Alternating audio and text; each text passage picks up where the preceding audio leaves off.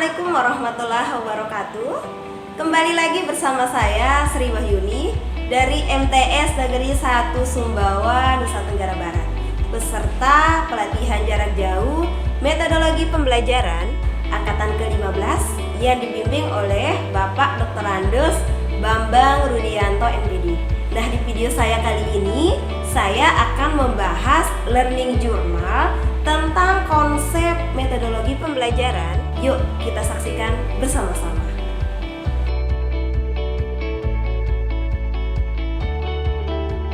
Baik, kita akan membahas tentang konsep metodologi pembelajaran.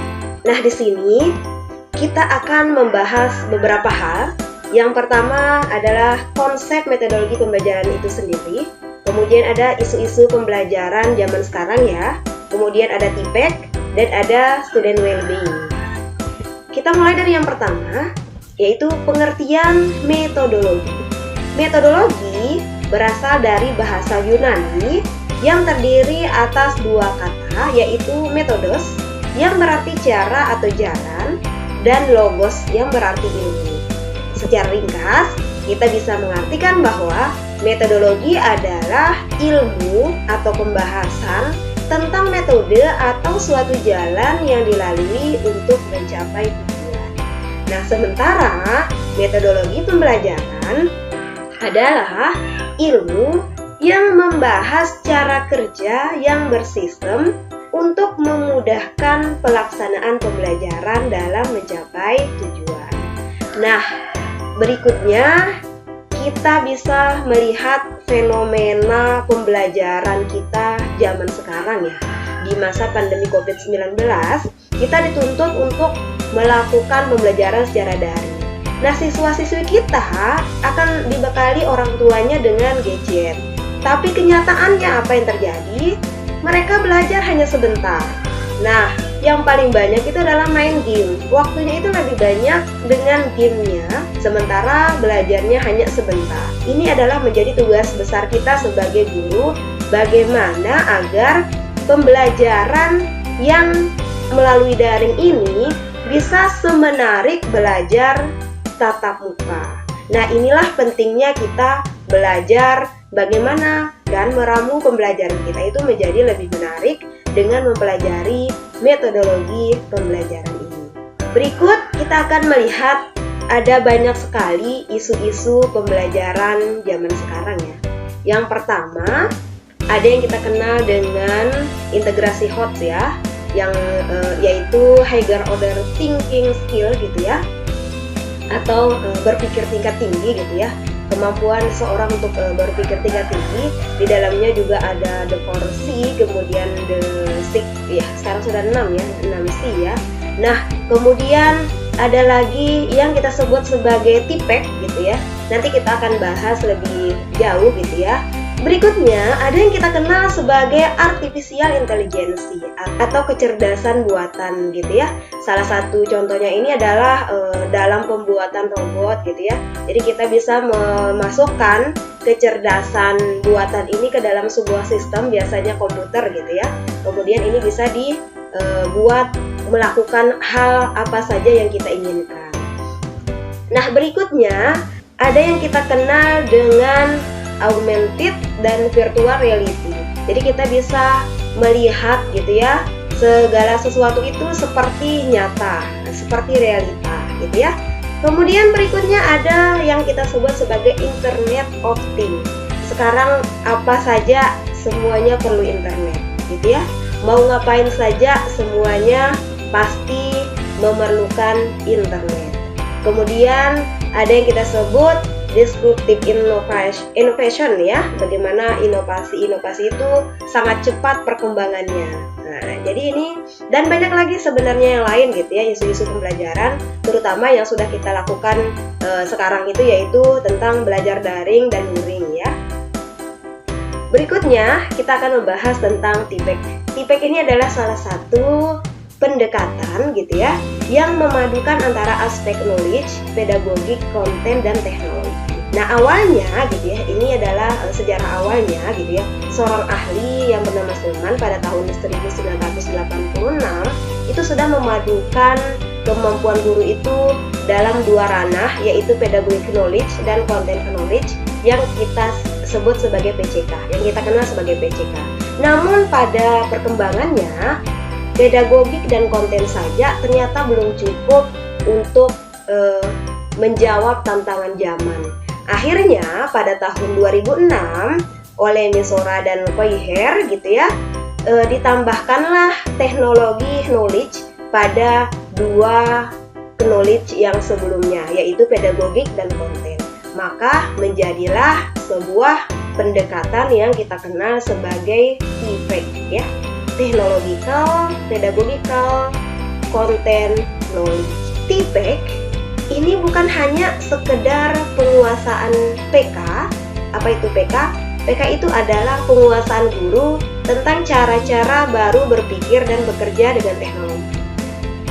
CK itu adalah penguasaan guru tentang bagaimana teknologi berpengaruh terhadap bagaimana konten atau materi itu dikemas dan disampaikan atau sebaliknya.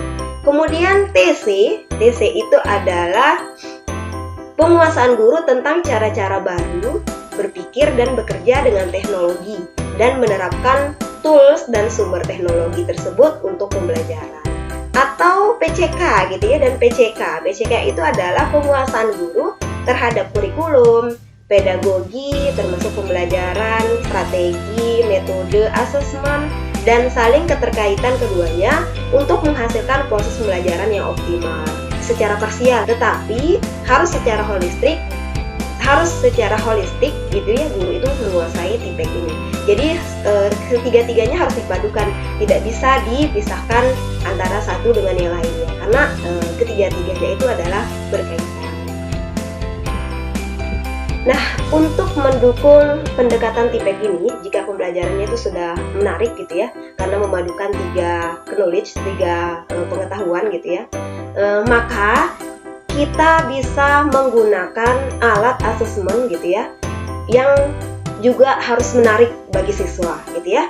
Salah satunya itu adalah aplikasi Mentimeter, sebuah aplikasi gitu ya, aplikasi presentasi, kreatif presentasi gitu ya.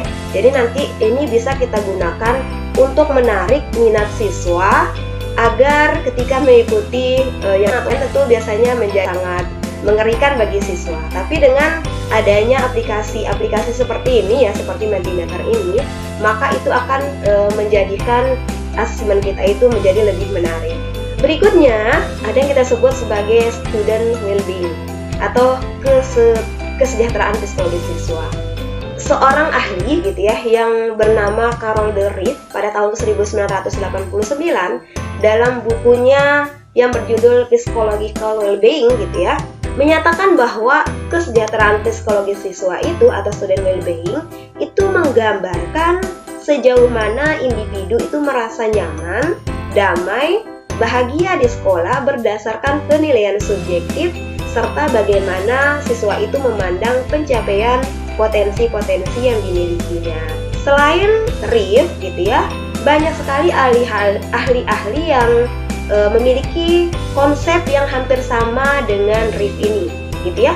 Salah satunya adalah konsep yang dikemukakan oleh Maslow dalam aktualisasi diri. Kemudian ada Rogers gitu ya, tentang orang yang berfungsi penuh gitu ya.